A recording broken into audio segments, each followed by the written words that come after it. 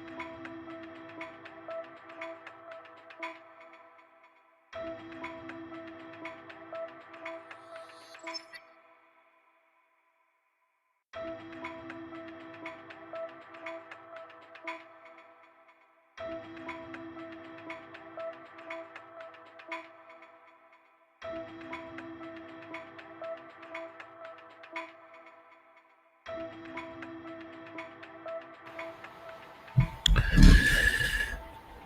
Hola, buenas tardes amigos.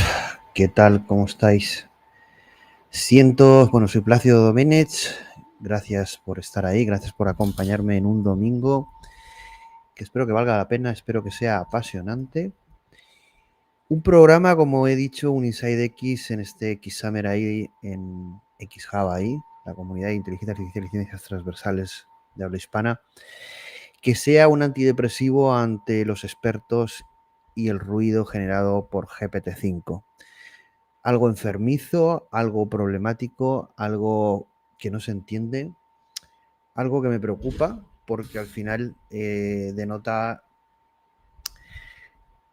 el problema que tenemos con todo el tema de la inteligencia artificial, y es que no se entiende, no queremos entender, solo queremos atraer hacia nuestra narrativa lo que sucede.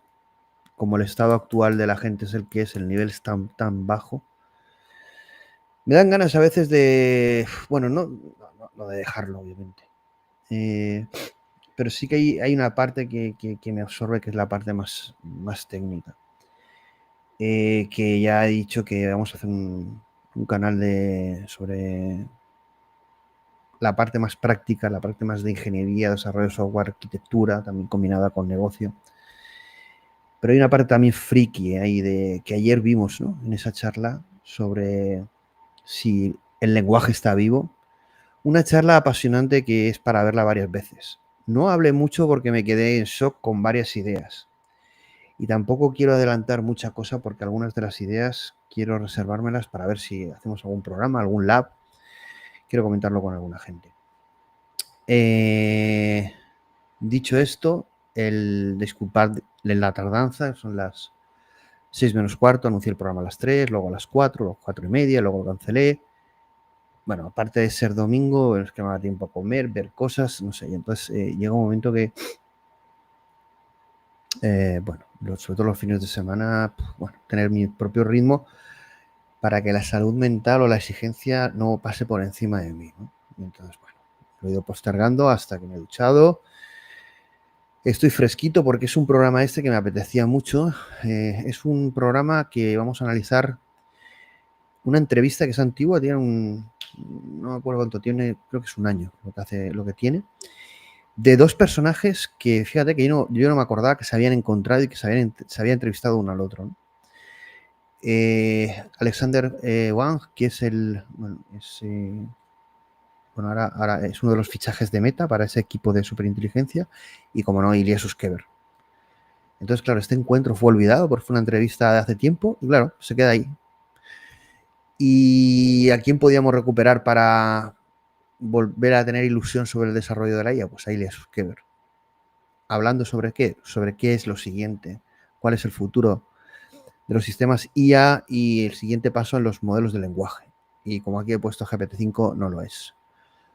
Lo vuelvo a decir, reafirmar, OpenAI en peligro. Vale, algunos dirán que soy exagerado. No digo que sea un mal modelo, también el modelo Pro. Lo probaré, lo estoy probando, estoy pensando en contratar el Pro, pues pasta, pero han recomendado que está muy bien y que hay una gran diferencia, sobre todo en el desarrollo de código. Haré un análisis, esta semana haré un análisis y comparativo, donde combinará pues eso, el análisis, prueba comparativa con otros modelos y opinión, el estilo xHUB. Aquí estáis comentando en el chat, sí, el HRM, lo digo ahora dentro de un ratito, esta semana que viene va a estar copada de análisis de papers, y el primer programa, seguramente mañana al mediodía, será el análisis de HRM. Luego el de Archasi, luego el de agencial evolucionando a superinteligencia, y bueno, luego algunos más de self-improving. Tengo como casi 10 papers, ¿no? Entonces, no sé si los Inside X, en vez de ser tan divertidos, van a ser análisis de papers. Lo que pasa es que los análisis de papers me llevan más tiempo. Y tampoco sé si lo haré en directo o simplemente lo grabaré. Pero sí, un hombre del espacio, ¿qué tal tenerte por aquí? Un saludo. HRM, un paper que tiene que estar en boca de todos, y haremos mucho hincapié en este sentido a todo lo que supone, como tú bien comentas aquí. Ricardo Pais dice, ya vi 3 veces la charla de inversión racional. Joder, pues nada, te ha impactado. Bueno, está gustando mucho, lleva casi, no sé si cerca de 80.000 reproducciones en 4 días. Es una locura. Un montón de comentarios, 99% positivos. Se está haciendo viral. Y sí, yo la vi, es de los pocos programas que me he visto, ¿no? Y bueno, luego lo comentaremos. Luego, si queréis, comentamos un poquito. Pondré la intro para hacerle publicidad. Pero sí, hay mucho que desglosar. Incluso pensé cómo sería una round 3, ¿no? Pero es que la round 3 de lo que hablaría sería de lo que estoy escribiendo en Newman X. Y me planteo si eso debe ser masivamente divulgado. Entiendo que sí. Si no, no lo escribiría, obviamente, ¿no? Pero hay una cierta responsabilidad. También hay mucha agresividad. Hoy he tenido que bloquear a un tío en X. No, porque tú no puedes hablar de ontología, pero tú eres gilipollas. Me sabe mal cuando utilizo insultos, ¿no? Nunca hay que entrar en eso, hay que mantener la compostura y las formas, pero de verdad que hay gente que le falta un hervor. Que va de intelectual y de listo, y yo no sé si le puede el ego o que, escucha, que yo no intento sentar cátedra de nada más, intentar explicar mi propia experiencia y verdad o intuición de verdad o conocimiento con mis, no sé. Pero sí, viendo la reacción de algunos, pues estoy bastante alejado para bien de todo eso. Para mí lo importante es que se entienda. No sé si lo entenderán 10, 1000, 100.000, ninguno, no lo sé. Por los comentarios estoy viendo que sí, que está haciendo reflexionar. Ese es el objetivo. No que me aplaudan, que tenga muchos likes, sino que haga reflexionar. Y para mí lo importante es eso, ¿no? Que realmente se genere un torrente de implicación en la era de la inteligencia artificial. Ahora mucho más con todo lo que ha pasado con GPT-5. Marcos, felicidades por el programa en inversión racional. Excelente. Muchas gracias, Marcos. Un LLM de silo. A ver, ¿un LLM de silo qué te refieres? No te entiendo. NURS 24. ¿Con lo de silo qué te refieres? Es que como está la película, no sé si... no tomo café. Si me pilláis en alguna. Que esto, la activación neuronal es lo que tiene, ¿vale? Bueno, vamos a hacer antes de... Bueno, y tenemos doble análisis. Un análisis de la entrevista de Ilya Sutskever y que ya os digo, es antigua, ¿de acuerdo? Pero vigente, yo creo muy interesante recuperarla por lo que habla. Decís aquí, Nato Lajes, hola, ¿qué opinas de HRM? Sí, haré un análisis del paper. Pues revolucionario, disruptivo. Me suena a cosas que hablaba con Aitor Fernández Laceta y con otra gente. Es una lástima que no vamos a tener capacidad o recursos porque aquí en España hay muchísimo talento. Le dedicaré creo que lo haré el lunes, mañana. Lo que no sé si será en directo o grabado, pero vamos a hacer como varios análisis y el primero va a ser este de HRM. Yo creo que los LLMs están aquí para quedarse, pero van a formar parte de una arquitectura cognitiva más potente y que se van a ver avances en otras líneas. HRM es uno de ellos. Muchas cosas y narrativas que se utilizan actualmente van a desaparecer de un plumazo. Tanto las positivas como las negativas. Yo no os podéis imaginar la cantidad de mensajes que recibo en plan, bueno, tanto positivos como negativos, ¿no? Yo creo que este no es el camino. Yo creo que hay que aterrizar, hay que tener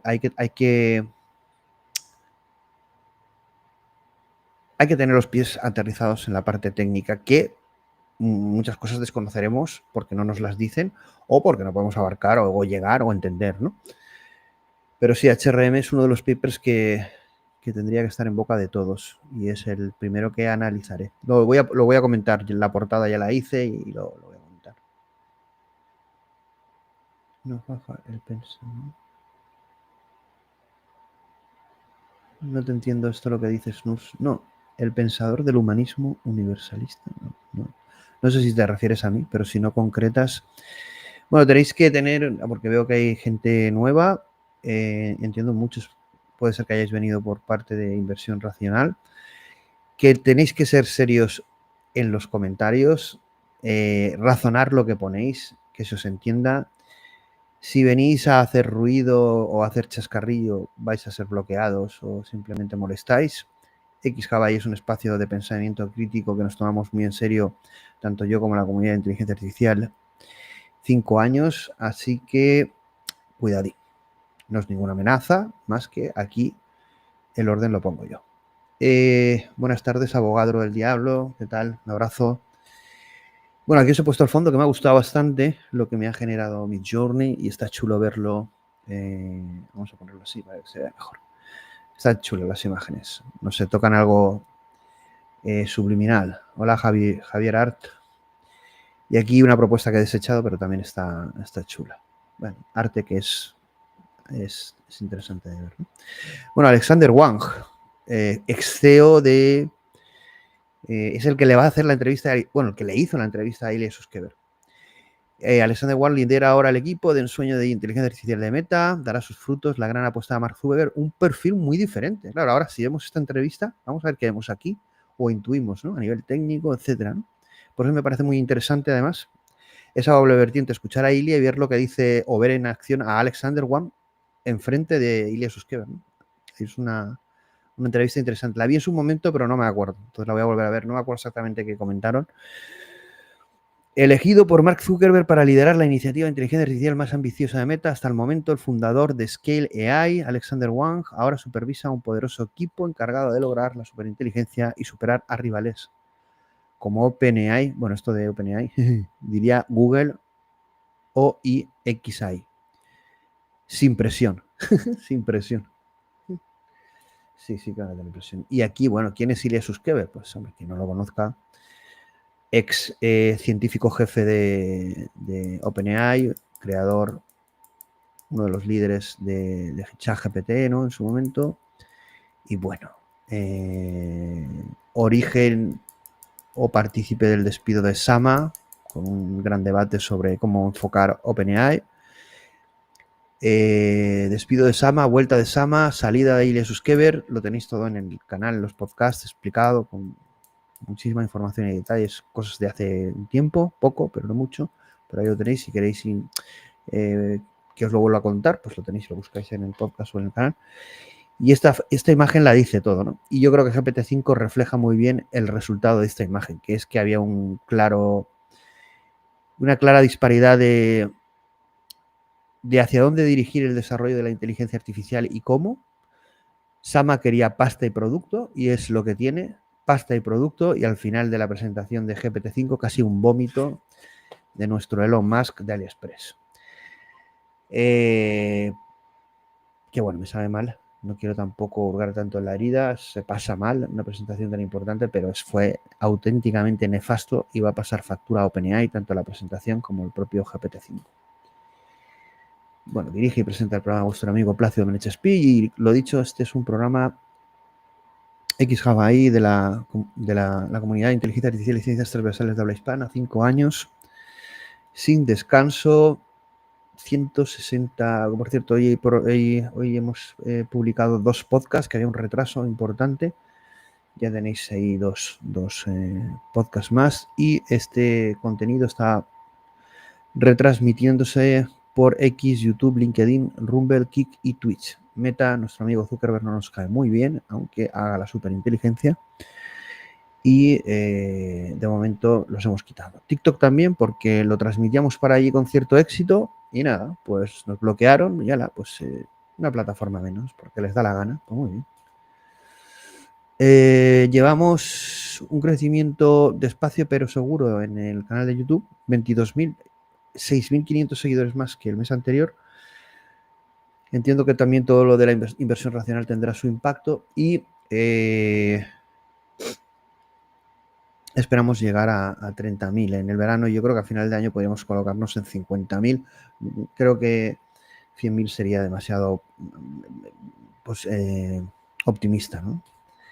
Y si os gusta lo que estáis viendo, lo que habéis visto, lo que vais a ver, poned me gusta, compartid, comentad, sobre todo comentad, suscribíos tanto a YouTube como a cualquier plataforma de podcast, que estamos en todas, en casi todas. Y si queréis uniros al grupo de Discord de la comunidad de xHUB.AI, pues me enviáis un mensaje directo, un correo, que cada día recibo 2 o 3 y estáis dentro. todo gratuito. Tenéis ahí a toda la comunidad, a todos los insiders, a full. Si os ha gustado también lo que habéis visto y queréis apoyar económicamente, comprándome un café o apoyando la iniciativa de xHUB.AI, pues podéis hacerlo a través de Buy Me a Coffee, a través de PayPal o a través de un superchat en YouTube. Dicho lo cual, para este verano que hace muchísimo calor, aunque estemos en la playa, esperamos llegar a YouTube a 30.000 seguidores, en iVoox 6.000 y en Discord 600. Y bueno, como tenemos tiempo y no hay prisa, sé que muchos ya la habéis visto, pero bueno, voy a hacer un poquito de publicidad. Vamos a ver la intro de Inversión Racional. Pues, sabéis que en Inversión Racional hay dos charlas. Si habéis visto solo una, pues podéis ver la del año pasado, que también estuvo francamente bien, ¿vale? De todas formas, vamos a ponerla y vamos a verla porque la presentación, la Round 2 de Inversión Racional, 2 horas y media, una charla apasionante que está causando sensación, casi 80.000 reproducciones. Alucinante. Muchas gracias. No os la perdáis. Vamos a un nuevo proyecto civilizatorio, a una nueva era humana, y esto es increíble verlo crecer. El único problema es que vamos a ver crecer algo y ver morir algo. Me hace mucha ilusión tener aquí en un segundo round a Plácido Doménech. Que estamos viviendo un momento de censura, sobre todo en los grandes medios o redes sociales, que me preocupa porque no acabamos de empezar y a lo que vamos necesitamos justamente eso, debates. Viendo lo que ocurre ahora, el parto va a ser doloroso. Líneas de pensamiento cobran fuerza, lo podrían llegar a parar. No es que vaya a mejorar el juego o al jugador, no, es que cambia el juego. ¿A qué futuro nos acercamos? Todo lo que sea vincularse a la IA es éxito garantizado. Lo que pasa es que el problema es que en vez de enfocarlo a un beneficio humano, es un beneficio del sistema. Si la realidad no puede hacerte feliz, como la conocemos, el sistema, el poder, creará un videojuego para ti que hará que tú creas que eres feliz o puedes ser. Pero eso nos lleva a vivir no una vida, sino una simulación dentro de la simulación. Y eso es, o yo le pondría un nombre que es infierno. Infierno digital, infierno artificial. La pregunta sería, ¿es que la gente quiere libertad o quiere comodidad? Si la mayoría de gente quiere comodidad y no quiere problemas, eso supone un nuevo contrato para esa sociedad o civilización, que es: no vas a competir en el futuro. Si yo tengo en China a chavales que se dejan de jugar videojuegos para estudiar matemáticas y desarrollar modelos y hacer ingeniería, si tú no los tienes ni los produces, ¿qué sociedad quieres crear? Tú quieres ser el Real Madrid, pero no, o el Barcelona, pero no quieres ni generar cantera ni entrenar. ¿Qué quieres ser? Cristiano Ronaldo sin entrenar, ¿no? Las empresas. Claro, en un mundo en el que las empresas están empezando a descubrir agentes inteligentes, ha habido despidos bastante grandes. ¿Qué va a pasar en el futuro cercano, en el medio plazo, con todo esto? Eso, como hemos dicho, bueno, si no la habéis visto, la tenéis que ver. Y para que no la habéis visto, tenéis que verla hasta el final, porque yo creo que hay un inicio que está muy chulo y está muy bien, toda la entrevista, pero a partir de la hora empieza el show. Así que, y el mensaje que espero que llegue, que cale, y ese final épico. Así que esperar las 2 horas y media o verlo a cachitos, como hacen algunos. Y bueno, como habéis dicho muchos, pues ya tenéis, la semana que viene va a ser de análisis de papers, y el primero va a ser este, de la empresa Sapient Hierarchical Reasoning Model, HRS,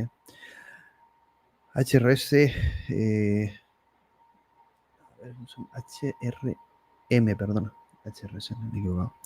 HRM, BioBrain Inspired Beyond LLM, Where is the limit? ¿Dónde está el límite, no?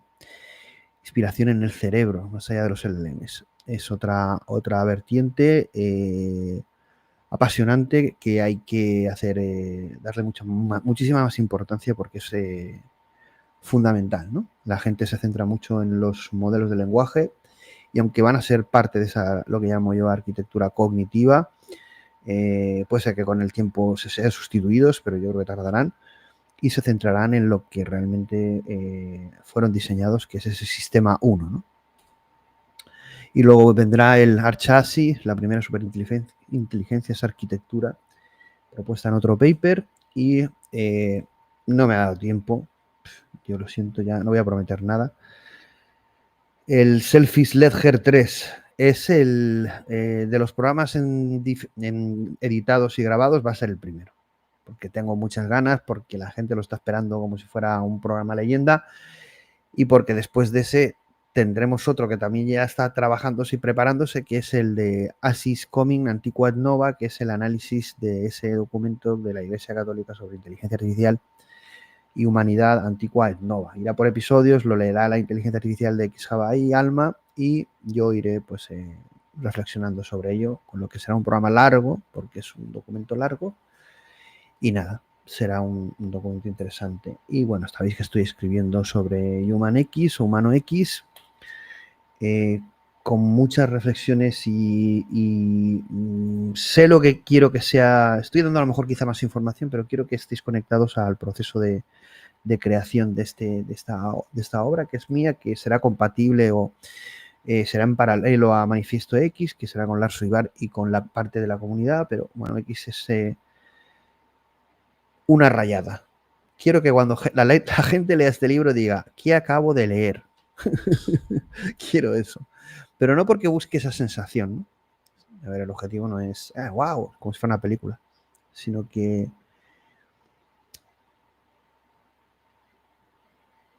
espero que sea un enfoque nuevo y antiguo a la vez, pero nuevo,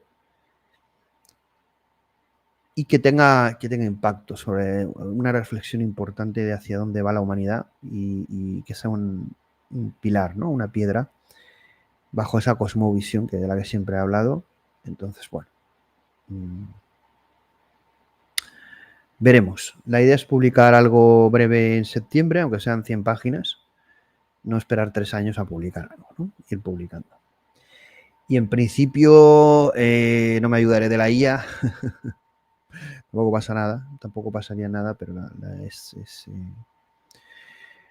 no va a ser totalmente humana la obra, ¿no? Aunque puede ser que haya una parte. Bueno, va a tener una parte de arte, que ya ha publicado algunas cosas, que no tiene por qué ser definitivo, pero bueno, ya comentaremos. Y lo del kit digital también, que lo estoy trabajando, lo que vamos a hacer es, esta semana va a haber un programa sobre agentes 2025, un poco un informe del estado del arte. Y ahí, creo que será el miércoles, y ahí, junto con ese programa, haremos lo del kit. El kit lo pondremos para que os lo podáis descargar, la gente que nos envía la información, y lo haremos junto con ese programa, analizando el estado del arte. Un kit le hemos llamado Agentic AI Codex 2025 agosto, porque irá evolucionando. Básicamente es un recopilatorio de documentos, PDFs, etcétera, ¿vale? No es nada de elaboración propia, va a ser gratuito. Entonces, va a estar bien porque es una recopilación también de papers, de mucha información. Temas de consultoría, cursos, bueno, libros que puedan ponerse. Y en principio no lo vamos a publicar en GitHub, aunque puede ser que luego al final sí, no lo sé. Porque muchas veces cuando todo este material es gratuito no pasa nada, porque no hay nada que sea de pago ni nada, pero bueno, no sé. No buscamos problemas, sino divulgar todo este tipo de contenido que está accesible de forma gratuita en la web. Y vamos a por la charla. Llevamos media horita de charreta, que está bien, me gusta. Si queréis comentar también algo por aquí. Dice abogado el diablo. Sutskever fue alumno de Hinton también, sí. Y además se ven constantemente porque creo que cuando va a Toronto, creo que es Ilya Sutskever a ver a sus padres, comentó en una entrevista a Hinton, pues se ven y hablan. Dice que habla un poco de ella. Bueno, tampoco va a decir que hablan mucho, porque si no le preguntarían constantemente, ¿no? ¿Qué dice Ilya sobre todo lo que ocurre, ¿no? Ilya es bastante hermético. Y así que, vale. Vamos, luego el vídeo no está en YouTube, o en YouTube lo he visto, pero no tenía subtítulos, con lo que entonces, bueno, vamos a ver. Y los subtítulos están en inglés, ¿vale? Luego lo advierto. Así que lo siento para la gente que no controla mucho el inglés, pero bueno, si está escrito, pues ayuda un poco. Es que en el otro no estaban, en YouTube no estaban disponibles. Vale, pues vamos a ello. Vamos a empezar.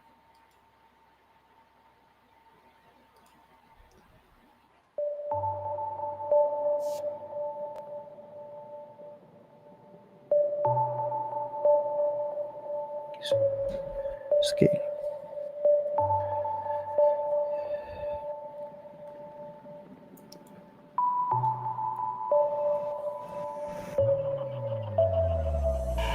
I'm excited to welcome our next speaker, Ilya Sutskever. Ilya is co-founder and chief scientist at OpenAI, which aims to build artificial general intelligence that benefits all of humanity. Ilya leads all of research at OpenAI and was one of the architects behind the GPT models and has been cited over 260,000 times. Prior to OpenAI, Ilya was the co-inventor of groundbreaking advancements that pushed the boundaries of AI, like AlexNet, sequence-to-sequence learning, as well as AlphaGo and TensorFlow. He earned his bachelor's, master's, and PhD in computer science from the University of Toronto. Thank you so much for joining us, Ilya. I'm super excited to talk to you today. Yeah, thanks for inviting me. Yeah, so, I think we'll talk about a lot of interesting things over the course of this session. There's a lot of interesting advancements in ML and AI recently that OpenAI has really pioneered. So I guess to start off with, you've really been one of the world's sort of leading researchers in machine learning and have driven many breakthroughs over the course of the past decade plus in the field. And I actually, just taking a big step back, I'm curious, what originally attracted you to machine learning and AI, and sort of how have your aspirations for the field kind of evolved over time? I definitely was interested in AI from a fairly early age. I can't explain necessarily why, but it felt very interesting and very exciting. And I think I was fortunate to realize fairly early on, as I was looking into what has been done in AI, that learning is something that's both really important for intelligence and something that we had no idea how to do at all. And so when my family moved to Canada, I remember the first thing I did was to go to the Toronto Public Library and try to find a book on machine learning. That's great. How old were you? I was 16. 16. Yeah. And then when I went to the University of Toronto and I sought out machine learning professors, I found Jeff Hinton, and I discovered neural networks. And neural networks felt like the right thing, because it's a very different way of writing code. Normally you write code and you can kind of think it through and understand. Yep. Whereas a neural network, it's this, you write an equation, a complicated equation inside a loop, and then you run the loop. And now good luck figuring out what it does precisely. And that connects to neural nets not being interpretable. But you could also argue that the difficulty of understanding what neural networks do is not a bug, but it's a feature. Like, we want to build intelligence. Intelligence is not simple to understand. We can't explain how we do the cognitive functions that we do, how we see, how we hear, how we understand language. So therefore, if computers can produce objects that are similarly difficult to understand, not impossible, but similarly difficult, it means we're on the right track. And so all those things helped me converge on neural networks fairly early on. Yeah. What year was it when you sort of remember initially getting excited about neural networks and being pretty convicted? Like early 2000s. I started working with Jeff Hinton in 2003. Yeah. So quite a while ago now. Long before, I mean, obviously the craze kind of started around 2010, and so that's right. There was a good, I think this is a common theme whenever you look at sort of anybody who works in any sort of field that becomes very big. But there's a long stretch of wandering in the desert, maybe is one way to put it. Yeah, I mean, definitely lots of perseverance is required, because you don't know how long you're going to stay in the desert. You just gotta endure. Yeah. And that's very helpful. And did you expect, obviously today neural networks do some pretty incredible things. Did you expect back in 2003 or early 2000s that in your lifetime you would see sort of the things that we're seeing now with AI and machine learning? I was hoping, but I did not expect it. Back then, the field of AI was on the wrong track. It was in a mindset of rejection of neural networks. Right. And the reason for that is that neural networks are difficult to reason about mathematically, while other stuff you can prove theorems about. And there's something very seductive and dangerous about proving theorems about things. Yep. Because it's a way to showcase your skill, but it's not necessarily aligned with what makes the most progress in the field. But I think that neural networks are as successful as they are precisely because they're difficult to reason about mathematically. And so anyway, my earlier hope was to simply to convince the field that they should work on neural networks rather than the other stuff that they were doing. Yeah. But then, when computers started to get fast, then my level of excitement and about their potential has increased as well. Yeah. And so what are your aspirations today? Like, what is the, like, in your lifetime, what's the thing I mean, I think it's obvious from the OpenAI mission set, but. Yeah, I mean, exactly right. So now the hopes are much larger. Now I think we can really try to build not only really powerful and useful AI, but actually AGI, make it useful, make it beneficial, use it to solve, and make it so that it will be used to solve a large number of problems and create lots of amazing applications. That's what I'd like, that's what I hope to see happen. Yep. And then, you know, obviously along the way, you had been doing a lot of this research and doing a lot of groundbreaking work at Google, and then you sort of left and started OpenAI with Sam Altman and Greg Brockman and a bunch of others. What were your kind of goals with starting OpenAI at the outset? What was sort of like the initial conception and the initial vision, and what did you hope to accomplish by starting sort of a new lab? There were multiple motivations on my end for starting OpenAI. So the first motivation was that I felt that the way to make the most progress in AI was by merging science and engineering into a single whole, into a unit, to make it so that there is no distinction, or as little distinction as possible, between science and engineering, so that all the science is infused with engineering discipline and careful execution, and all the engineering is infused with the scientific ideas. And the reason for that is because the field is becoming mature, and so it is hard to just do small-scale tinkering without having a lot of engineering skill and effort to really make something work. So that was one motivation. I really wanted to have a company that will be operating on this principle. Another motivation was that I came to see AI technology in a more sober way. I used to think that AI will just be this endless good, and now I see it in a more complex way, where I think there will be a lot of truly incredible, inconceivable applications that will improve our lives in dramatic ways. Right. But I also think that there will be challenges. I think that there will be lots of problems that will be posed by the misapplication of AI and by its peculiar properties that may be difficult for people to understand. And I wanted a company that will be operating with this awareness in mind, and that will be trying to address those challenges by, as best as possible, by not only working on advancing the technology, but also working on making it safe, and also working on the policy side of things, as much as is rational and reasonable, to make the whole be as useful and as beneficial as possible. Totally. And I think it's something we agree on. I mean, I think one thing that is very obvious to me is that AI is something that's going to, which countries have access to AI technology and the ways in which they use them are going to define how the world plays out over the course of the next few decades. Like, it's just, I think that's how, that's the path we're on as a world. That's right, among many other things. Right, right. And I think this thing that you mentioned around sort of bringing together the science and engineering, I think it's quite profound. I think for a few reasons, right? Because like one is that, first of all, I think a lot of the most incredible, innovative things happen oftentimes from sort of blurring the lines between disciplines. Like Apple is one of the best examples where, from the very beginning, they were always like, "Hey, we're blending hardware and software, and that's our special sauce." And obviously, it's produced some incredible things. And I think a lot of other research labs, they operate in a very sort of scientists tell the engineers what to do mindset, which is counterproductive because you really need to understand both very well to understand what kind of the limits of the technology are. Yeah, that's right. And on that point, you may even say, isn't it obvious that the science and the engineering should be together? And on some level it is, but it just so happens that historically it hasn't been this way.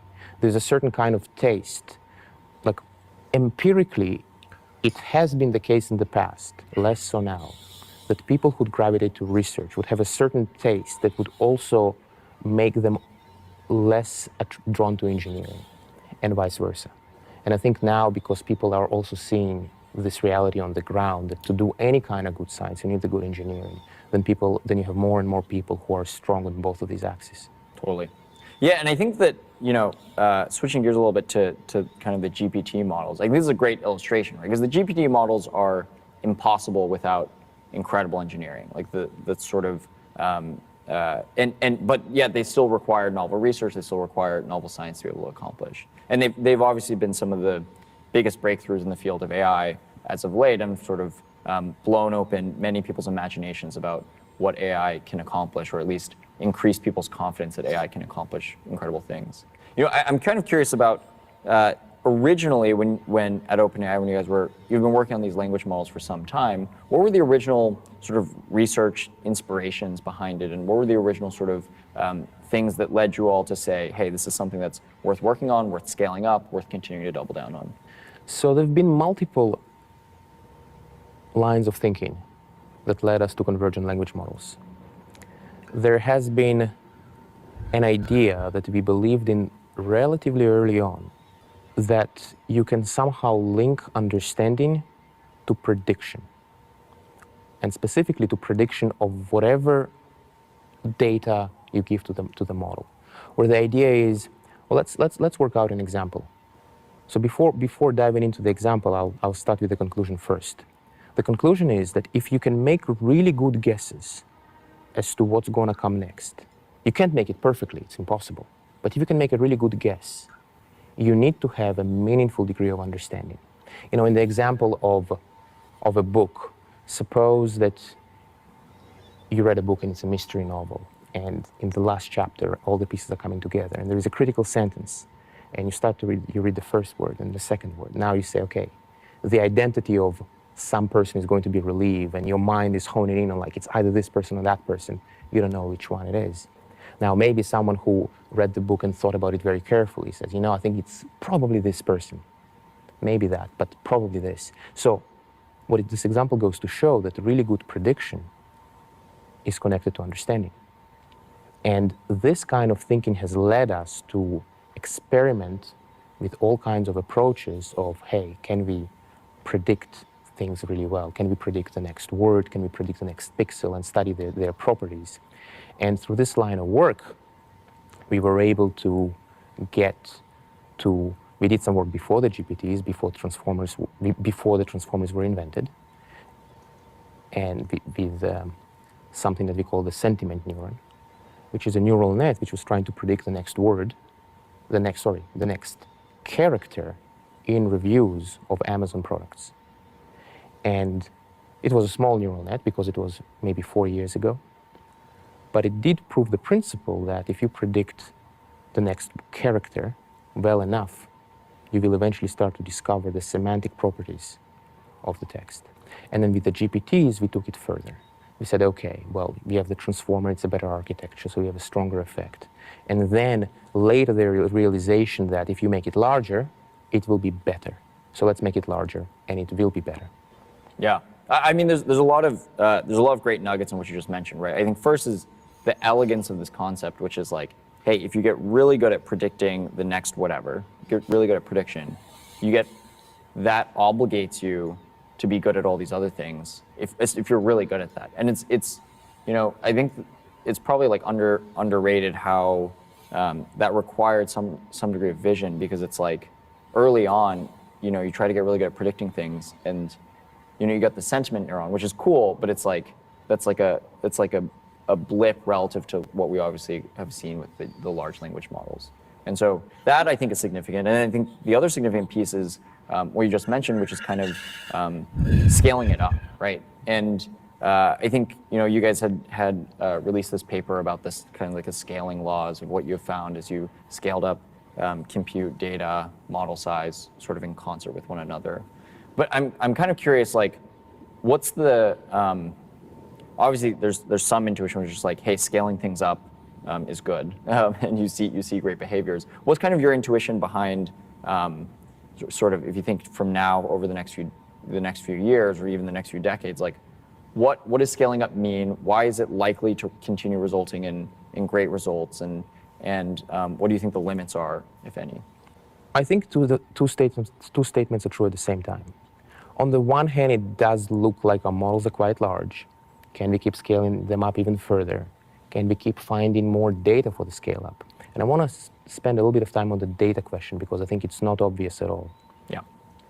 Traditionally, because of the roots of the field of machine learning, because the field has been fundamentally academic and fundamentally concerned with discovering new methods and less with the development of very big and powerful systems, the mindset has been someone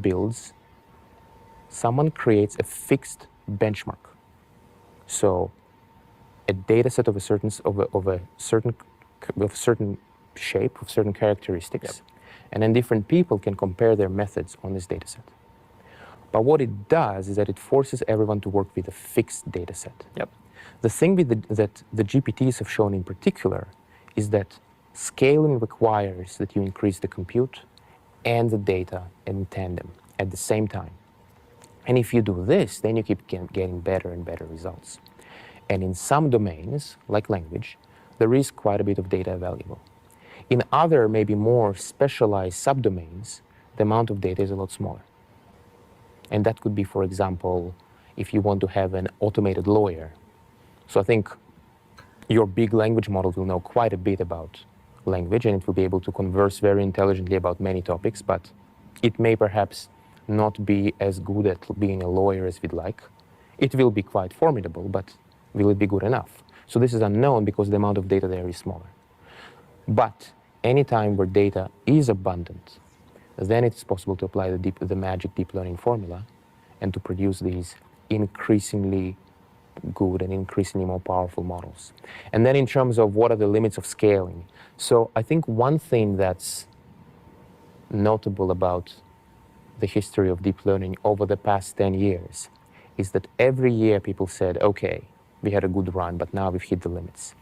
And that happened year after year after year. And so I think that we absolutely may hit the limits at some point, but I also think that it would be unwise to bet against deep learning. Yeah.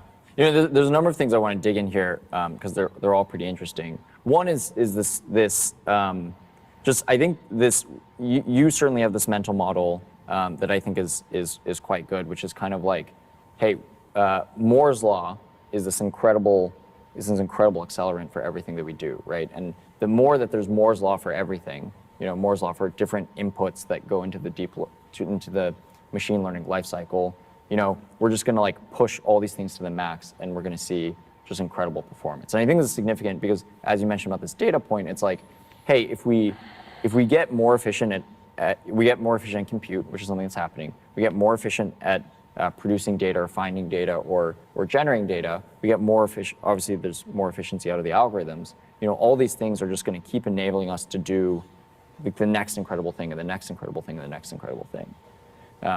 So first, I guess, like, we've talked about this a little bit before, so I know you agree with that. But like, what do you think is? Where do you think, like, are there any flaws to that logic? What would you be worried about in terms of how everything will scale up over the next few years? I mean, I think over the next few years, I don't have too much concern about continued progress. I think that we will have faster computers. We will find more data and we'll train better models. I think that is, I don't see particular risk there. I think moving forward, we will need to start being more creative about, okay, so what do you do when you don't have a lot of data?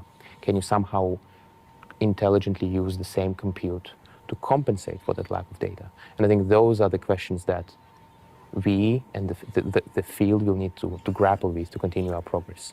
Yeah. No, and I think this point about data, the other thing I wanted to touch on, because this is something obviously at scale that we focus on, and I think that the large language models, thankfully, because you can leverage the internet, really, like all the fact that like all this data has, you know, existed and been accumulating for a while, you can show some pretty incredible things. In all new domains, you need efficient ways to generate lots of data, right? And I think that there's this whole question was like, how do you make it so that, you know, each ounce of human effort that goes into generating some data produces as much data as possible? And I think that like something that we're passionate about that I think we've talked a little bit about is like, how do you get like a Moore's law for data, right? How do you get, you know, more and more efficiency out of like a human effort in producing data? And that might require novel new paradigms, but is something that I think is required for this lawyer example that you mentioned. Like, we have a pretty finite set of lawyers. How do we get those lawyers to produce enough data so you can create some great legal AI? The choices that we have is either improve our methods so that we can do more with the same data, or do the same with less data. And the second is, like you say, somehow increase the efficiency of the teachers. Yep. And I think both will be needed to make the most progress. Yeah. Well, it's kind of like, I really think Moore's law is instructive, right? Like, to get these chips performing better, people try all sorts of random crap. And then the end output is that you have chips that have more transistors, right? And I think this, like, if we think about it as like, do we have models that perform better with like certain amounts of data or certain amounts of teaching? How do we make that go up? Yeah, I mean, I think I'm sure that there will be ways to do that. I mean, for example, if you ask the human teachers to help you only in the hardest cases, I think that will allow you to move faster. I want to switch gears to one of the offshoots of the large language model efforts, which is particularly exciting, especially to me as an engineer, probably most people who spend a lot of time coding, which is Codex, which demonstrated some pretty incredible capabilities of going from sort of natural language and to code, and sort of being able to interact with a program in a very novel new way. I'm kind of curious for you, what excites you about this effort? What do you think are the reasonable expectations for what Codex and Codex-like systems will enable in the next few years? What about far beyond that? And ultimately, why are you guys so excited about it? For some context, Codex is pretty much a large GPT neural network that's trained on code. Instead of training to predict the next word in text, it's trained to predict the next word in code. The next, I guess, token in code. And the thing that's cool about it is that it works at all. Like, I don't think it's self-evident to most people that it would be possible to train a neural net in such a way so that if you just give it some representation of text that describes what you want, and then the neural network will just process this text and produce code, and this code will be correct, and it will run. And that's exciting for a variety of reasons. So first of all, it is useful, it is new. It shows that, I'd say, code has been a domain that hasn't really been touched by AI too much, even though it's obviously very important. And it touches on aspects where AI has been, today's AI, deep learning, has been perceived as weak, which is reasoning and carefully laying out plans and not being fuzzy. And so it turns out that, in fact, they can do quite a good job here. And like one analogy, one distinction between Codex and language models is that the Codex models, the code models, they allow you to, in effect, they can control the computer. It's like they have the computer as an actuator. And so that makes them much more, it greatly it makes them much more useful. You can do so many more things with them. And of course, we want to make them better still. I think they can improve in lots of different ways. Those are just the preliminary code models.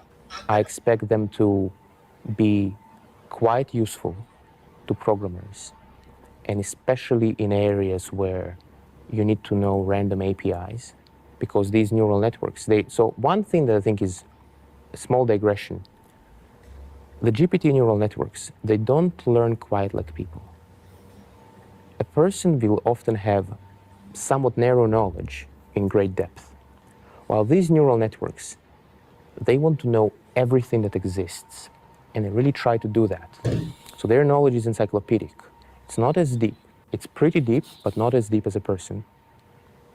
And so because of that, these neural networks, in the way they work today, they complement people with their breadth. So you might say, I want to do something with a library I don't really know. It could be some existing library, or maybe the neural network had read all, the code of all my colleagues, and it knows what they've written. And so I want to use some library I don't know how to use. the network will have a pretty good guess of how to use it. You'd still need to make sure that what it said is correct, because such is its level of performance today. You cannot trust it blindly, especially if the code is important. For some domains where it's easy to undo anything that it writes, any code that it writes, then I think you can trust it just fine. But if you actually want to have real code, you want to check it.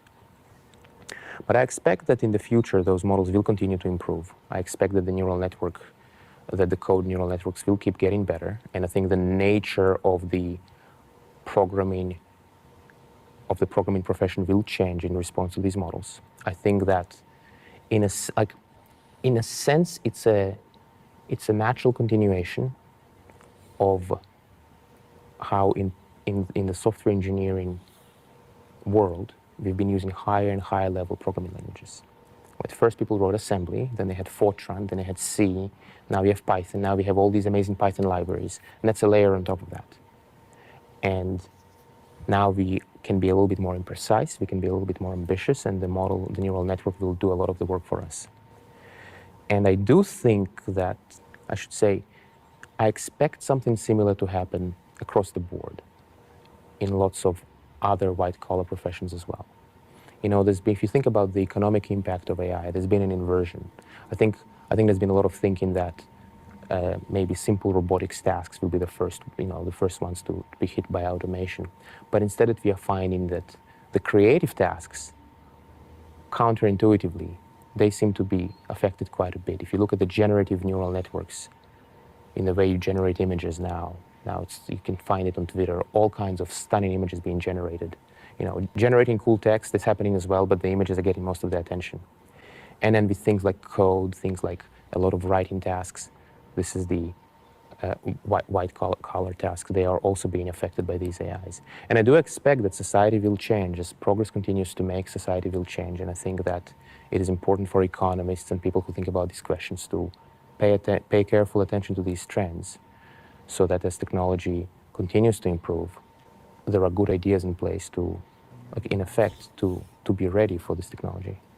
Yeah, there's a number of really, again, interesting nuggets in there. I think one is that I think one of the big ideas behind codex or codex-like models, right, is that you go from being able to go from human language to machine language, right? And you kind of mentioned all of a sudden the machine is an actuator. And if you think about I think many of us, when we think about AI, we think about the Star Trek computer. You can just ask a computer and it'll do things. This is a key enabling step, right? Because if all of a sudden you can go from how we speak, how humans speak, to things that a machine can understand, then you bridge this key translation step.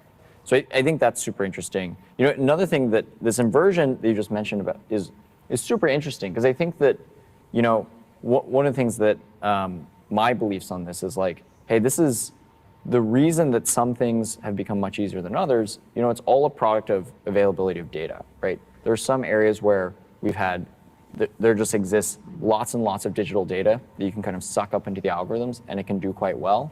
And then in things like robotic tasks or setting a table, or all these things that we've had a lot of trouble building machines to do, you're fundamentally limited by the amount of data you have. First, just by the amount of data that's been collected so far, but also you can only have so much stuff happening in the real world to collect that data.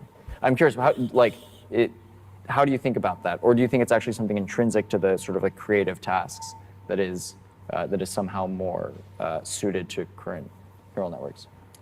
I think it's both. I think it is unquestionably true that so we can take a step backwards.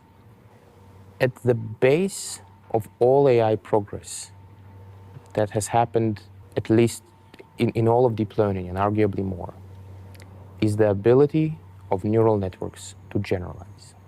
Now, generalization is a technical term, which means that you understand something correctly or take the right action in a situation that's unlike any situations that you've seen in the past in your experience.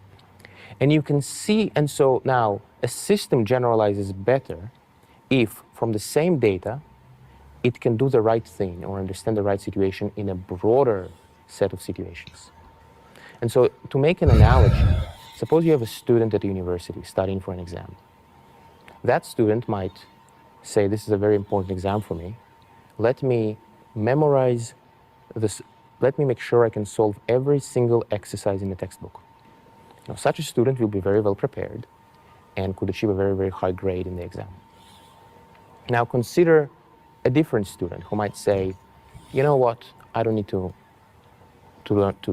know how to solve all the exercises in the textbooks as long as I got the fundamentals right.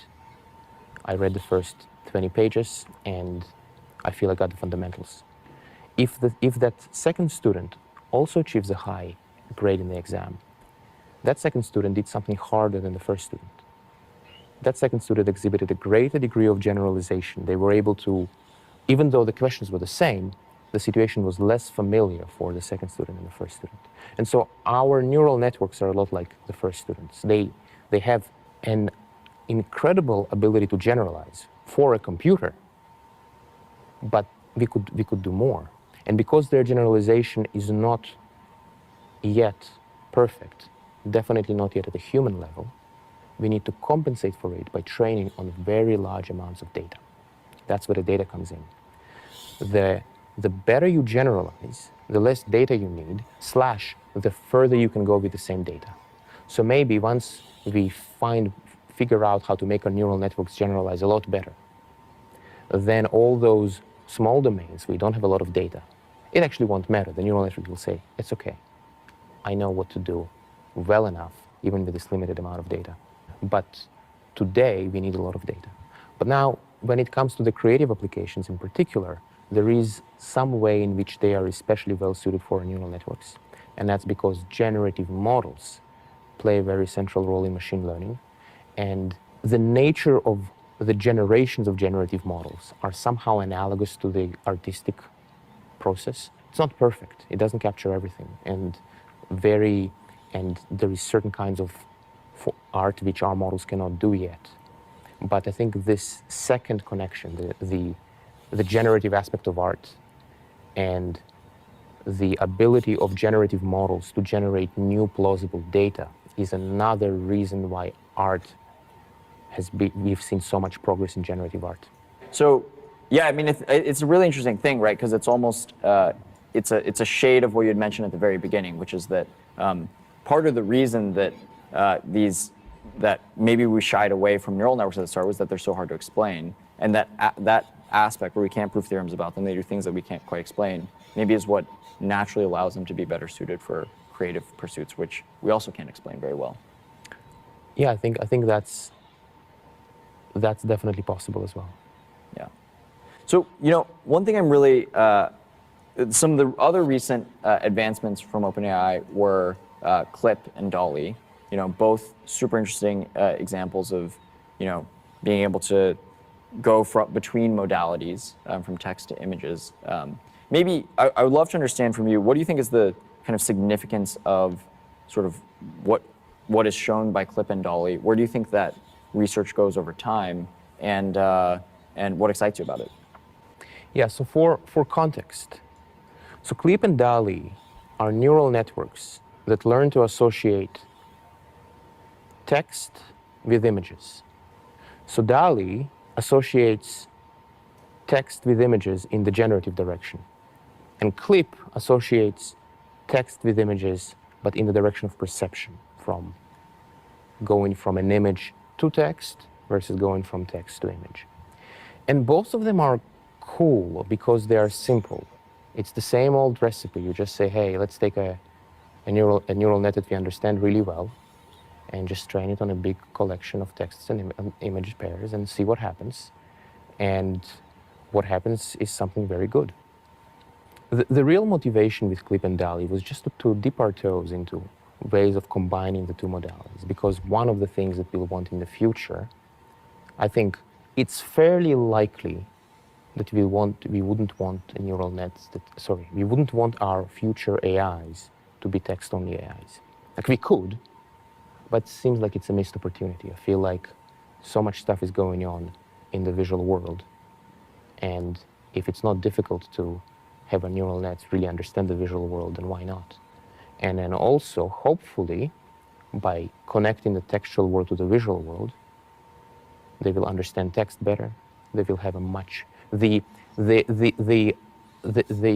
understanding of text that they will learn by also being trained on images may become a little bit closer to ours. Because you could make an argument that maybe there is a distinction between what people learn and what our artificial neural networks learn, because people see and they walk around, they do all those different things, whereas our neural networks, you know, the text ones are only trained on text. So maybe that means that something is missing. And maybe if you bring the training data to be more similar to that of people, then maybe we'll learn something more similar to that of people as well. So those were some of the motivations to study these models. And it was also fun to see that they worked quite well. And especially now with, I would say most recently, Clip has been enjoying quite some degree of popularity, and people have figured out how to invert it to generate high resolution images and have a lot of fun with it. And actually, I think that's the most, for me, emotionally satisfying application of the past maybe few months. Yeah, no, well, I think one of the, I think that it's an interesting point that you mentioned, which is, hey, the more that we can, there's this concept of embodied AI, right, which is like, hey, if you have an AI that actually like will go and experience things like humans do, maybe you get the ability to do, you get interesting behaviors. And the more we can go in that direction with stuff like multimodal learning is super interesting. You know, another thing I wanted to touch on is, I think you mentioned something quite profound, which is, hey, they're very simple. The use of the algorithm is very simple. And in this case, like producing the data sets and getting the data right is, from my perspective, what really enabled a lot of the incredible results. I don't know how you think about that and how you think that defines like future or similar areas of research. I'd say it's definitely a true statement that the field of deep learning, especially the academic branch, not so much the applied branch, but the academic branch of the field has underestimated the importance of data because of the mental framework of the data is given to you in the form of a benchmark, and your goal is to create a better method that does better than the other existing methods. And the reason it was important for that framework to have a fixed data set is so that you could compare which method is better. And I think that really did lead to a blind spot where very many researchers were working very hard on this pretty difficult area of can we improve the model more and more and more, while leaving the very large improvements that are possible by simply saying, hey, let's get much more data on the table. I think now at this point, people appreciate the importance of data a lot more. And I think that at this point, it's quite proven that domains with a lot of data will experience a lot of progress. Do you think that more, just conceptually, do you think that over the next few years, more of the advancements, more of the cool things that we'll see in AI will come from sort of innovating more on the data side or innovating more on the algorithm side? I prefer to not make that distinction. I think making that distinction is, I mean, it's useful for some things, and maybe let me roll with that distinction. I think both will be important. I expect us to, I believe very firmly that very huge progress is possible from algorithmic, from methodological improvements. We are nowhere yet to being as efficient as we can be with our compute. We have a lot of compute. We know how to make use of it in some way, which is already a huge achievement compared to before. Here's a historical analogy. You may remember that 10 years ago or so, the only way to productively use huge amounts of compute was through these embarrassingly parallel computations, like MapReduce. That was literally the only idea anyone had. There weren't any interesting ways in which you could use huge amounts of compute. Now with deep learning, we have one such way. You say the compute needs to be a little bit more interconnected, but it is possible to have a large amount of compute and do something useful with it. But I don't think that we have figured out the best formula for making use of this compute. I believe that there will be better formulas and we'll be able to go much further with the same amount of compute. That said, I'm also very, very confident that a lot of progress will happen from data. I mean, I'm a big believer in data, and I think that there can be so many different things. You could find new sources of data and you can filter it in all kinds of ways and maybe apply some machine learning to improve it. There can be I think there are lots of opportunities there. And I expect the combination of all of these to get, when they come together, they feed off each other. And I think that will lead to the most progress. Yeah. And one question, because to go back to this question of compute, you somewhat answered it, which is like, hey, we're going to have significantly more efficient algorithms. But if you kind of take this sort of the concept of scaling to the limit that we mentioned before, which is like, hey, if you scale everything to the limit, you'll get great performance. At some point, you're building supercomputers that are, just far too, they're way too big or they're way too expensive or whatnot to be practically feasible. How do you think as a field we get around that by getting way better at using our compute, or do you think there is some like fundamental limit of compute that like we need to kind of think about when we think about scaling laws? So there probably does exist an ultimate way of using the compute. I don't think we found that way yet. I think we can improve the efficiency of our methods, the usefulness they derive from our compute, the extent to which they generalize. I think there are lots of opportunities that we haven't explored yet. I also agree with you that there will be physical limits and economic limits to the size of computers that one could build. And I think that progress will consist on pushing on all these axes. Now, one other thing I want to mention is that there is a huge amount of incentive to find these better methods. Like, think about what happens if you can find a method that somehow allows you to train the same neural net with half the compute. It's huge. It's like you double the size of your compute. So the amount of research there will only keep on increasing. And I believe that it will lead to success. It will take some time, perhaps, but I'm sure we'll find really, really powerful ways of training our neural nets and setting them up in far more efficient ways, far more powerful ways than what we have right now. And then, of course, we want to give those better ways all the compute it deserves and all the data it deserves. Totally. Well, one interesting concept just kind of related to this that I'm curious to get your thoughts on. One thing that I think we've talked a little bit about before, one of the concepts of neural networks embedded in the name is that, hey, you basically this very simple model of a neuron, and that simple model of a neuron is then allowing you to form these like brain-like algorithms. And the reality is that neurons are actually very weird. They're very hard. There's like a lot of behaviors that we don't even fully understand mathematically. We only have like weak empiricals to understand.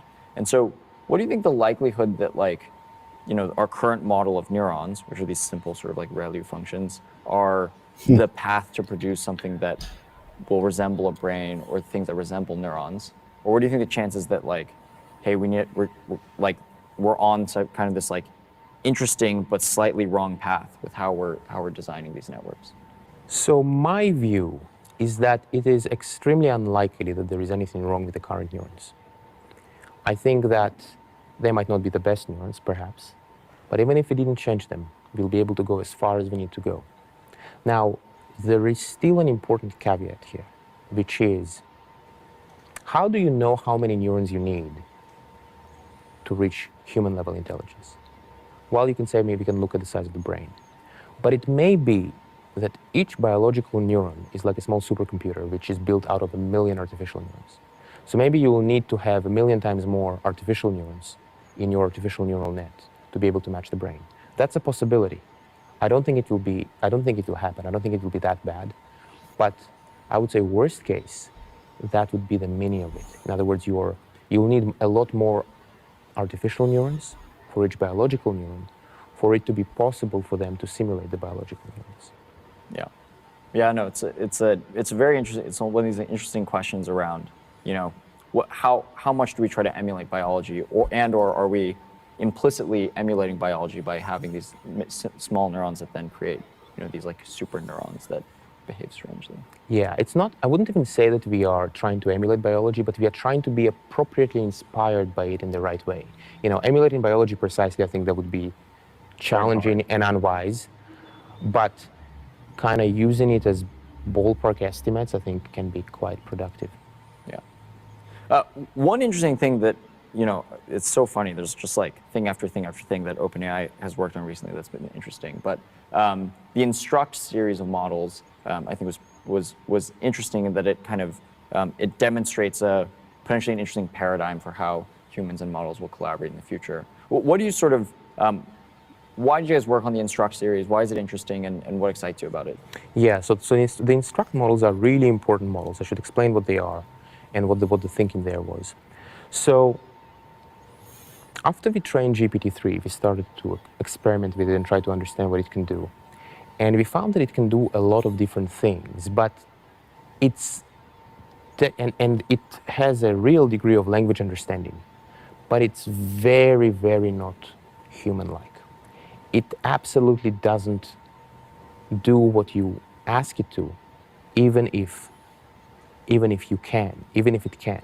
And so one of the problems that we've been thinking about a lot is alignment, which is if you have a very powerful AI system, how do you make it so that it will faithfully fulfill your intent, faithfully and correctly? And the more powerful the AI system is, the greater its generalization and reasoning ability and creativity, the more important the alignment of the system becomes. Now, GPT-3 is a useful system. It's not profoundly smart, but it is already interesting. And then we can ask the simpler question of how to align GPT-3, how to build a version of GPT-3 such that it will try to the best of its abilities, as faithfully as possible, to do what you ask it to do.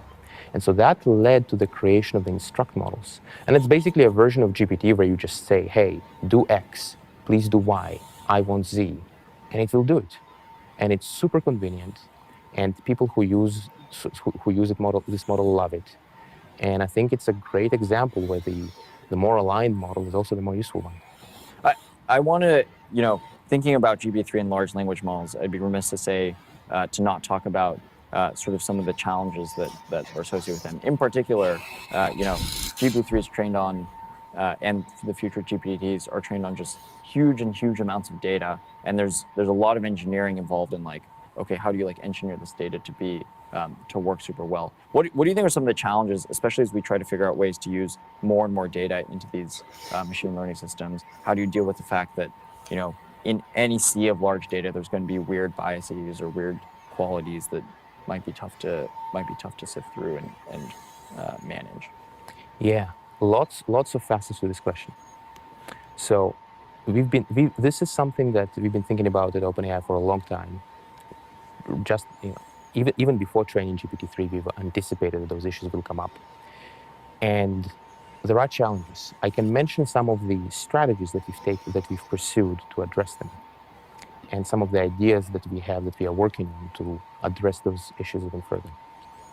So it is indeed the case that GPT-3 in particular, and models like it, they learn from the internet, and they learn the full range of data that's expressed on the internet.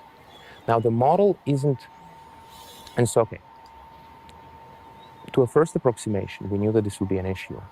And one of the advantages of releasing a model through an API is that it makes it possible to deal with such challenges around misuse or around us noticing that the model is producing undesirable outputs. Now, of course, there's a very difficult challenge of defining what that means. Yeah, I mean, to your point, it's there's certainly, it is a fact of life that these large data sets are going to contain some sort of chaos, noise, things that we may not, maybe from a moral perspective, you may not want to put in front of a model. But I think what you're going towards is just from a pragmatic engineering perspective, it's going to be impossible to be precious about the data we put into the algorithm. And so let's acknowledge that that's going to happen, and then be precious about defining the performance of the algorithm post-training on it, and making sure that you're able to sort of mold the algorithm to perform in a way that you would like. So I think that is the more productive approach long term. However, I think it is possible to be precious about the data as well, because you can take the same models and filter the data or classify it and decide what data you want to train on. And I expect that as people train these models, and as we train these models, we are experimenting with these different approaches, and we find the most practical and efficient way of having the model be as reasonably behaved as possible. Yeah. No, I think the The results in fine-tuning the algorithms are pretty exciting, right? Because it just means that there's more degrees of freedom to be able to produce algorithms behave in the ways that you want. That's right. And this is a property of models that are betting. So this is a counterintuitive thing. The weaker the model is, the less good your language model is, the harder it is to control. Whereas the bigger it is, the better it is, the faster it is to fine-tune, the more responsive it is to prompts which specify, one kind of behavior versus another. So in a sense, I expect that at least this flavor of the problem that we just discussed will become easier as the models become more powerful and more accurate. Yeah. So, we weave through a bunch of very interesting topics. I want to take a chance to kind of zoom out. We started this talk by talking about how, originally when you started working on neural networks, the optimistic version was, hey, the field is going to pay attention to neural networks. And obviously now we believe more in something that resembles AGI. It's like the optimistic version of what the field can accomplish. I think that if we kind of, in the zoomed in approach, the past few years have just been this sort of like incredible period of new breakthroughs, very new interesting things as a result of AI. When we kind of like zoom out to maybe to a longer time horizon, what are the advancements of AI that you think are sort of, I shouldn't say on the horizon, but are just around the corner, and the ones that you think are going to have very meaningful implications for how the world will operate? So I think that of the advances that are around the corner, I think that simple business as usual of the kind of mundane progress that we've seen over the past few years will continue. And I expect our language models, our vision models, our image generation, code, text-to-speech, speech-to-text, I expect all of them will improve across the board, and I think they'll all be impactful. And I would say with these generative models in particular, it is a little harder to reason about what kind of applications become possible once you have a better code model or a better language model, because it's not just better at one thing, it develops qualitatively new capabilities, and it unlocks qualitatively new applications. And I think there's going to be just a lot of them. I think that deep learning will continue to grow and to expand, and I think that more and more there'll be a lot more deep learning data centers, and I think we'll have lots of interesting neural networks trained on all kinds of tasks. I think medicine, biology, by the way, I think those ones will be quite exciting. I read that right now the field of biology is undergoing a revolution in terms of their ability to get data. I mean, I'm not an expert, but I think it's at least not false what I'm saying. So I think training neural networks there will be quite amazing. I think it will be interesting to see what kind of breakthroughs in medicine will lead to it. Or I should mention AlphaFold, I think is also an example there. So I think the progress is going to be stunning. To kind of close, I mean, we have an incredible AI community that's with us today, and is probably very excited to figure out how they can ensure that AI sort of has a positive future, that we have a positive AI future. What do you think are the things that sort of everyone in the audience can take away from this conversation and work on that will help ensure that we have a positive future with AI? So I think there are many things which are worth thinking about. I'd say the biggest one is probably to keep in mind that AI is a very powerful technology, and that it can have all kinds of applications, and to work on applications that are exciting and that are solving real problems, that are the kind of applications that improve people's lives.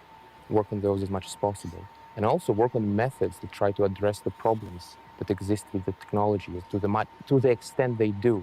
And that would mean some of the questions about bias and desirable outputs, and possible other questions around alignment, and questions that we haven't even discussed in this conversation. So I'd say those two things: work on useful applications, and also, whenever possible, work on reducing the harms, the real harms, and work on alignment. Awesome. Well, thank you so much. But I would be remiss to say to not thank OpenAI and the organization for all of the incredible contributions to the field of AI over the past many years. And thank you so much again for sitting down with us. Thank you for the conversation. I really enjoyed it. Madre mía, Ilya.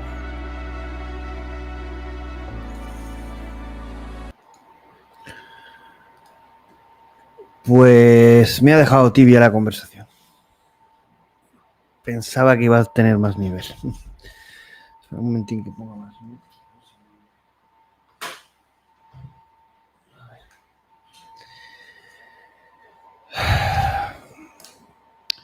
Regular la conversación. Evidentemente esta entrevista tiene, creo que 1 o 2 años.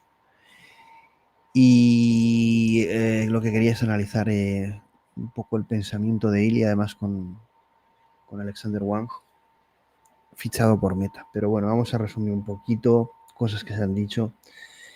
El objetivo de construir la inteligencia, ¿no? Teniendo en cuenta no solo la replicación de la inteligencia, sino las capacidades cognitivas, que no tienen por qué estar solo vinculadas a los sentidos, que también, obviamente, ¿no?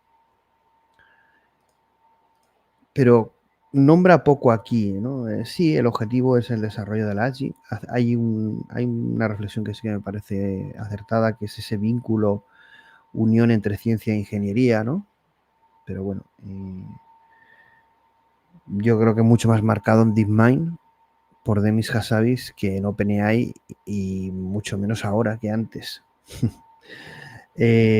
Algo que está siguiendo, por ejemplo, Anthropic muy bien, ¿no? Él espera, dice Ilya, espera que todo esto mejore nuestras vidas, pero tenemos grandes retos. Habla de Codex que se quedó en una fase muerta, pero ha tenido un renacer hace poco, ahora con GPT-5 también.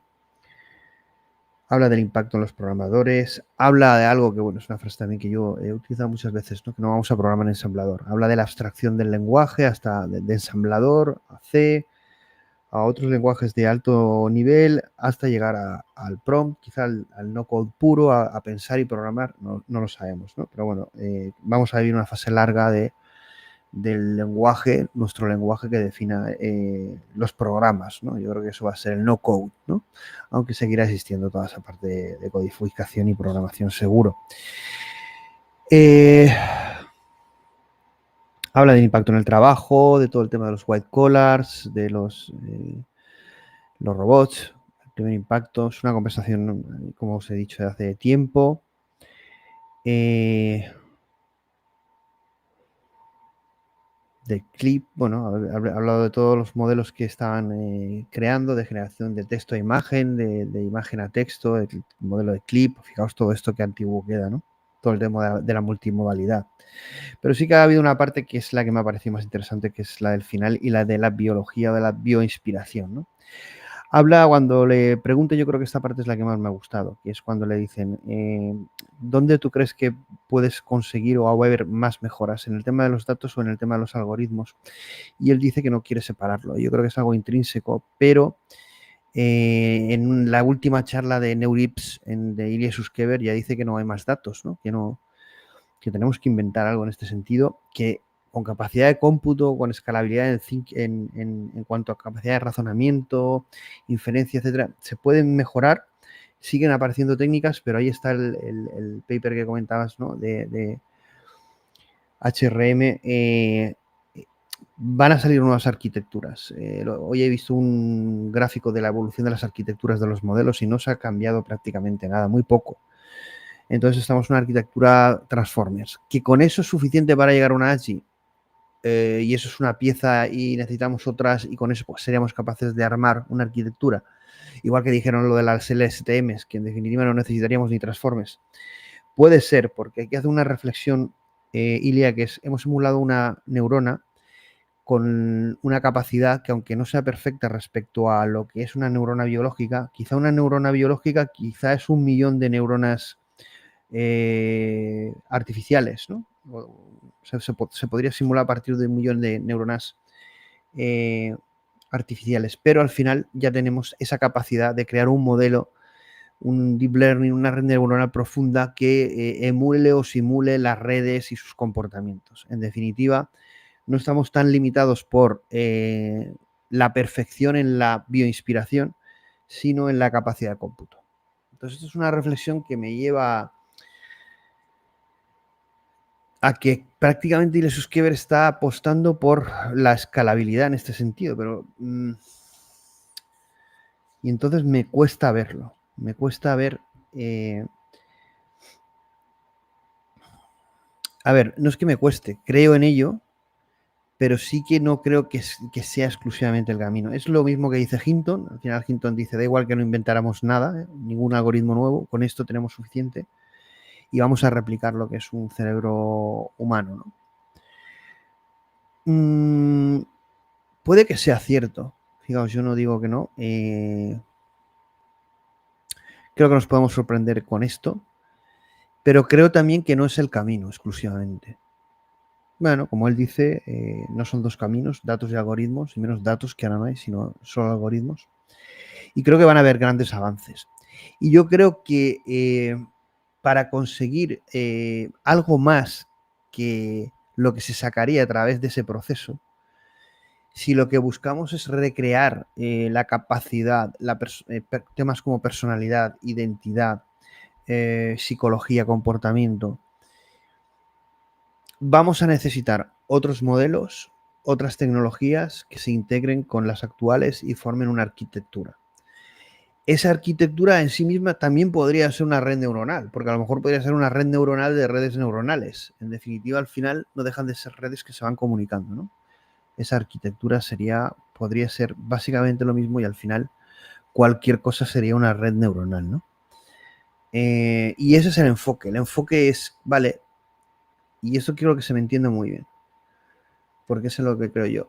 En el punto en el que estamos debemos de ir a mejorar los algoritmos, igual que los datos, que es crítico, pero el punto ahora es qué hacemos, cómo avanzamos hasta lo que todos tenemos en mente. Y aquí iríamos a una arquitectura cognitiva, pero una arquitectura cognitiva pueden ser piezas separadas con tecnologías distintas, pero la idea es que se comunique. Y una vez que una arquitectura cognitiva se comunique entre ella, sería una red neuronal más grande. ¿Entendéis? Pero una red neuronal más grande, como si fuera una mixture of experts, pero donde cada experto estaría especializado en un tema, ¿no? Donde uno sería la personalidad, otro la creatividad, el otro la identidad, el otro la conciencia o la cognición, no, o la consciencia, otro el autorreference, es decir, son como diferentes modelos que cuando los conectemos se formará como se optimizará esa red, ¿no? Y luego otra, ¿no? En ese sentido, y yo lo veo claro, que ese es el camino. Lo he dicho ahora, pero es en lo que creo y lo tengo clarísimo que es eso. Y esa arquitectura cognitiva a lo mejor se puede simplificar en una, pero claro, lo dudo. Dudo que desde una surja todo ese sistema complejo y no necesitemos como varias semillas para inferir todo lo que subyace, ¿no? Que puede ser parte de lo que somos o no.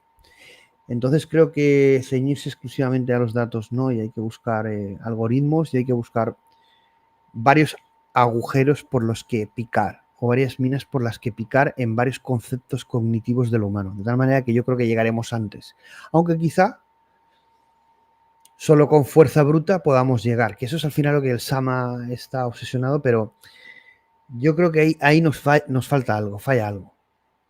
Ahí hay puntos y eso es lo que quiero ver. Hay algo que es ¿cuál es el propósito de ver cuál es la ejecución de estos modelos? ¿Cómo a ver, que no se me malinterprete? ¿Cuál es la vida interior de estos modelos? ¿Cómo funcionan? ¿Cómo se dirigen? ¿Y cómo se alinean? ¿De acuerdo?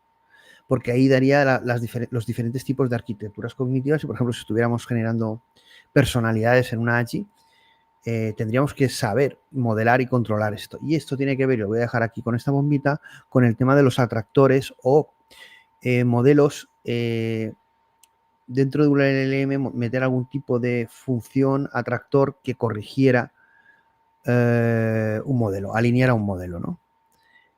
Y nada, estaba viendo el tema de atractores fractales, que es un tema matemático en el que posiblemente a lo mejor, o sí o no, no sé si puedo ser capaz de sacar algo de ahí, o si me da la vida, pero en el fondo es complicado porque esto requiere mucho tiempo, requiere mucho talento, requiere leer un montón de cosas y al final esto es una locura. Pero sí que yo creo que los tiros van por ahí, que es que en definitiva son redes neuronales que suponen un sistema complejo especializado en partes, pero que al final tienen como una metaprogramación o una metainfluencia por encima, ¿de acuerdo? Y eso puede estar muy conectado con el mundo físico, puede estar conectado o relacionado con las charlas de Susan, con el tema cuántico, si os acordáis, porque por ahí va la idea, ¿no? No es que estemos alejados de todo eso, pero la idea va mucho por ahí, ¿no? Lo que pasa es que lo intuyo, pero evidentemente eso hay que concretarlo y no simplemente disparar, pero bueno, os lo dejo como idea a ver qué os parece. Y vamos a, si no decís nada, vamos a poner para cerrar la charla de Jiddu Krisnamurthi de qué es la inteligencia. Claro, vamos a ver qué dice Jiddu de qué es la inteligencia desde un punto de vista no bioinspirado ni técnico, sino vamos a ver lo que nos dice desde un punto de vista filosófico, espiritual. Vamos a ver cómo pasamos una cosa con la otra. Y a ver qué nos hace reflexionar desde dos puntos de vista, porque esa es la idea, y a ver si nos explota la cabeza de verdad, y desde la cabeza explotada, pues sacamos mejores conclusiones o tenemos una visión más clara. Vamos a ver. Vale, vamos a ello. Then what is right action? An action which is right under all circumstances, whether it's in the narrow limitations of a family,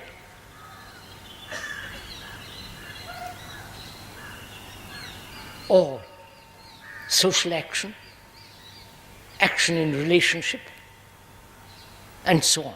What is right action?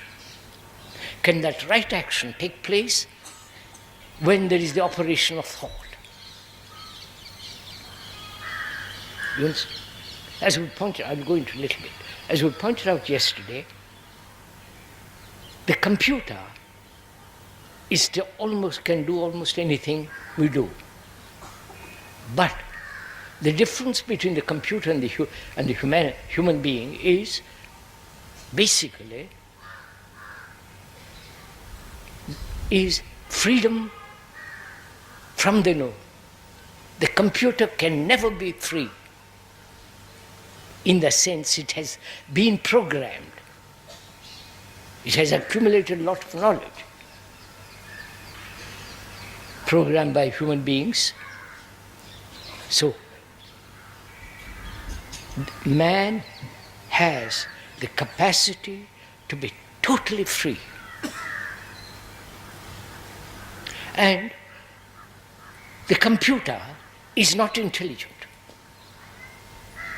So, what is the difference between the computer and the human mind? Is it intelligence? Then what is intelligence? You following on? What is intelligence?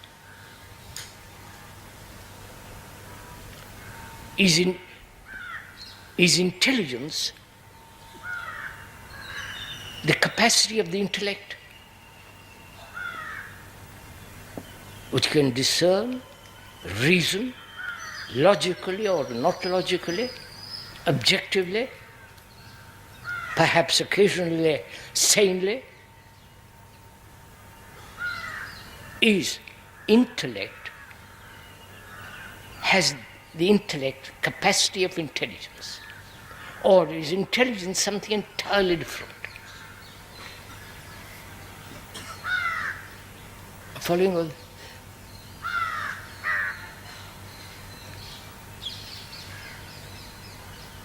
Is intelligence matter of time? Please, time being accumulating knowledge, cleverness, capacity to think, and thought has its own activity which may be called intelligence. And is that intelligence? So what is intelligence?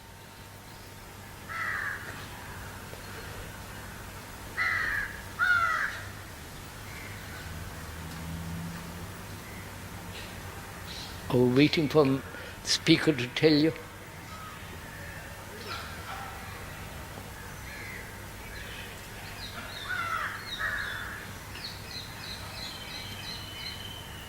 When you see a danger, physical danger, there is immediate response. Right? That response has been the result of previous conditioning. When you see a snake, cobra, there is instant response. And that response is the outcome of long tradition, but also the instinct to preserve the physical condition, that is self-preservation. That can also be called intelligence. But when we see psychological danger, right, we don't act instantly.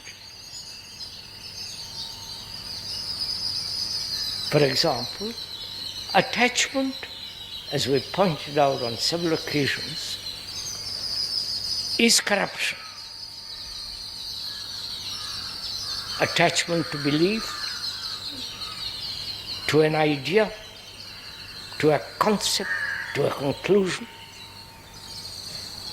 Attachment to a particular deity, attachment to husband-wife attachment. One sees the danger of it. If one is alert, awake, see the what are the consequences of attachment. And yet we go on. We can explain, argue, investigate, analyze. But that analysis, investigation, has very little value.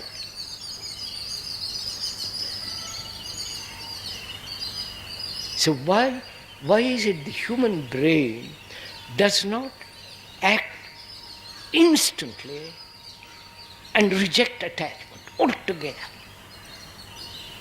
You follow what I'm saying? The physical danger and psychological danger. Is that not lack of intelligence? I don't know if I'm following my... So,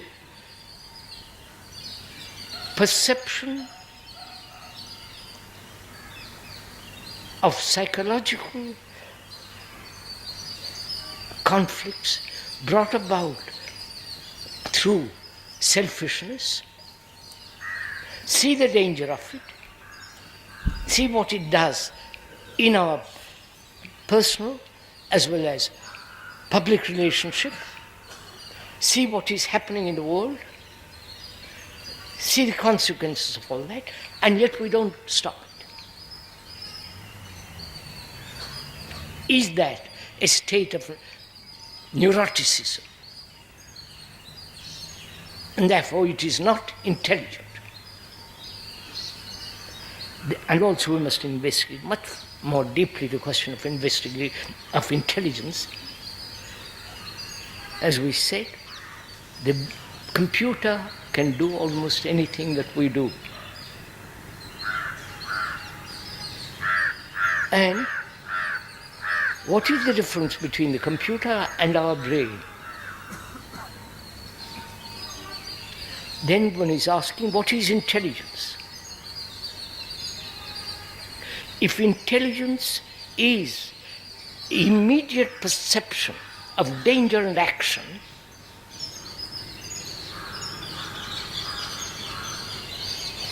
then we are unintelligent. Right? Exactly. I don't know if So, time as a factor of resolution of any problem is an act of unintelligence. And we're talking about psychological problems.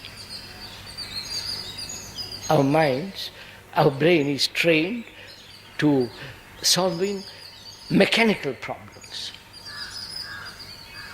It hasn't faced the problem of our daily living and resolving it, like conflict. Not only within ourselves, but around us. We see the consequence of conflict, ultimately leading to war, and yet we don't act. But therefore, perception, which is seeing, comprehension of the whole movement of attachment, for example, and seeing the danger of it and ending it instantly. Such action is intelligence. Right? So, our psychological structure, which is far more important than the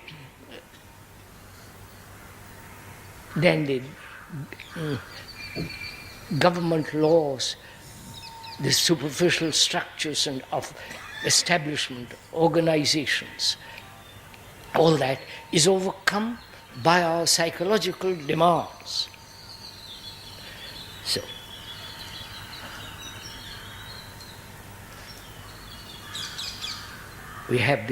man has the capacity to have this intelligence, to have an insight into something and acting instantly.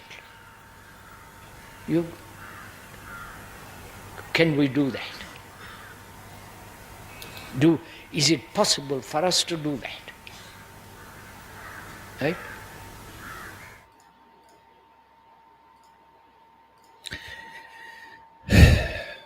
Tremendo Jiddu.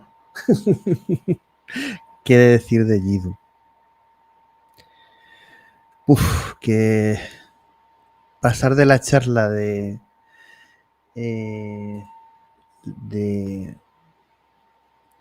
Ilya Sutskever a de Jiddu es complicado, pero bueno, lo vamos a intentar. Venga, un ratito, y también si tenéis alguna duda por el chat, y nos vamos.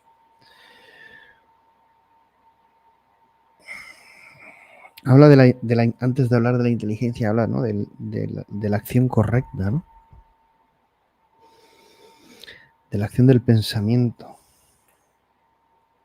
Y habla de una cosa muy interesante y que es muy profunda, que no la vamos a tratar con mucha profundidad aquí, que es la libertad sobre el conocimiento. Esa es la diferencia entre un humano y un modelo de inteligencia artificial o un ordenador, como el lenguaje que emplea él por su momento.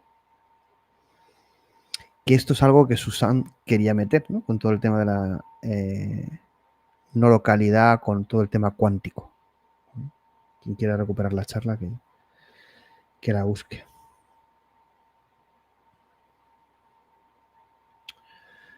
¿Qué es la inteligencia? Habla de la relación con el tiempo, con el apego.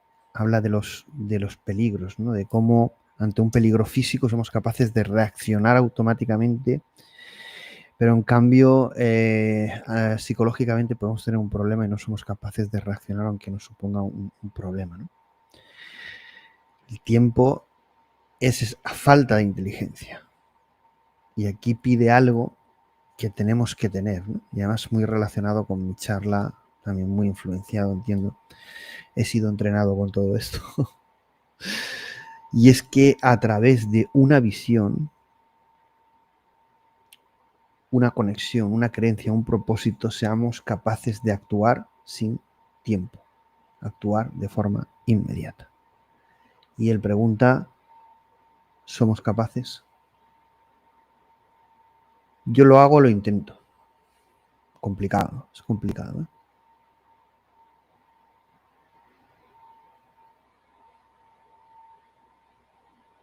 Entonces, bueno, ya os he explicado un poquito esto de qué va. La reflexión de Jiddu la podéis interpretar cada cual, llevarla a vuestro terreno, pero esa es la idea, que busquéis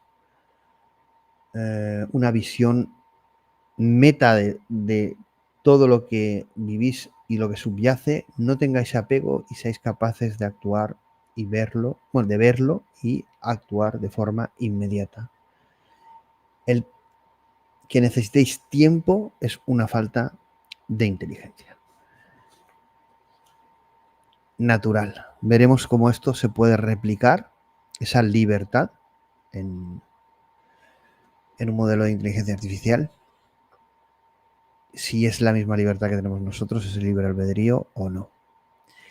Libre albedrío, eso también requeriría programas. Espero que hayáis disfrutado tanto la charla de Ilya Sutskever, que ha tenido sus momentos, y mis explicaciones, y la de Jiddu, con esa reflexión de qué es inteligencia, y a ver si podemos unir o intentáis unir lo que es el futuro de la IA con esa reflexión de la inteligencia humana. Os dejo con este programa, con este Inside X. Me ha gustado mucho, lo he pasado muy bien. Gracias por acompañarme. Nos vemos mañana, que seguramente sea el de HRM y también algunos debates. Estoy preparando el calendario. Nos vemos mañana. Empieza otra semana épica en xHUB.AI. Lo dicho, gracias por estar ahí. Ve del programa Round 2 de Inversión Racional 1, 2, 3 veces y sobre todo ponerle like y comentarios. Un abrazo, amigos, y gracias. Nos vemos mañana.